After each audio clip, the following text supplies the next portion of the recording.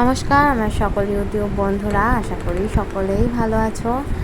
তো পুজো তো চলেই এলো, তাই আজ বেরিয়ে পড়েছিলাম পুজোর কেনাকাটা করতে। সেজন্য চলে গিয়েছিলাম আমাদের কাটোয়ার একটা শপিং মলে।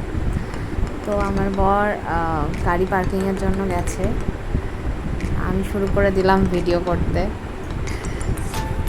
চলো এবার আস্তে আস্তে ভেতরের দিকে ঢোকা যাক। আমরা যে শপিং মলটাতে গিয়েছিলাম সেটার নাম হচ্ছে স্টাইল বাজার। তো আমরা ঢুকে পড়েছি ভেতরে। তো আমাদের প্রথমেই কেনাকাটা ছিল বাচ্চাদের জন্য, কিন্তু ও ঢুকেই প্রথমে মেন্স কালেকশানে চলে যাচ্ছিলো। তা আমি বলছি, তুমি নিচে কেন যাচ্ছ বড়দের কালেকশানে, চল শিগগিরই ওপরে।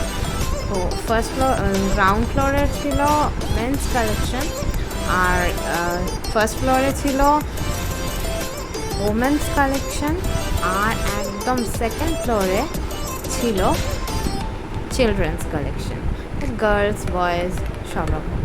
তো প্রথমেই আমার মেয়ের জন্য জামা দেখতে শুরু করলাম।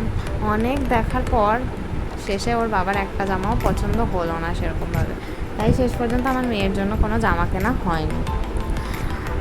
তো তারপরে আমাদের রূপঙ্করের জন্য, আমার ভাইয়ের জন্য, আমাদের দিশানের জন্য, ওদের জন্য জামা দেখলো, দিয়ে ওদের তিনজনের জন্য জামা কেনা হয়েছে। এই যে দেখা চলছে ওদের জন্য জামা। এই পছন্দ করার বিষয়ে আমার থেকে আমার বর বেশি ভালো পারে, তাই যে কোনো জামা বলুন, ছেলেদের বলুন, মেয়েদের শাড়ি বলুন, বেশিরভাগটা চয়েস করার জন্য আমি ওর ওপরেই ছেড়ে দিই। তো ও যখন চয়েস হবে তো সেটা জানবো ঠিক আছে, পারফেক্ট আছে। আমার নিজের থেকে ওর প্রতি কনফিডেন্সটা বেশি।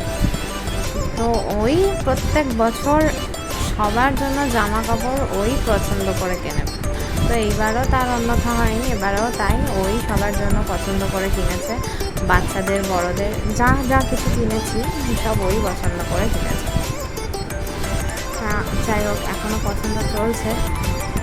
তো নিচে তো প্রচণ্ড ভিড়, ক্যাশ কাউন্টারে বিশাল লাইন। এই যে চলে এসেছি ক্যাশ কাউন্টারে, প্রচণ্ড লাইন। মেয়ে এক জায়গায় আর বাবা আর এক জায়গায় লাইন দিয়ে দাঁড়িয়ে পড়েছে। তো যাই হোক, আজকের মতো কেনাকাটি মোটামুটি কমপ্লিট। তো আবার নেক্সট উইকে বেরোনোর ইচ্ছা আছে, যেহেতু এখনও মেয়ের জামা কেনা হয়নি আর আমার বোনের জামাও এখনও পর্যন্ত কেনা হয়নি, তাই নেক্সট উইকে আবার বেরোবো। তো তখন আবার ভিডিও করব, আপনাদের সাথে শেয়ার করব। আজ এই পর্যন্তই থাক। আমার ভিডিওটা ভালো লাগলে অবশ্যই লাইক করবে, কমেন্ট করবে, সাবস্ক্রাইব করবে। এই যে আমার মার্কেটিং আজকের।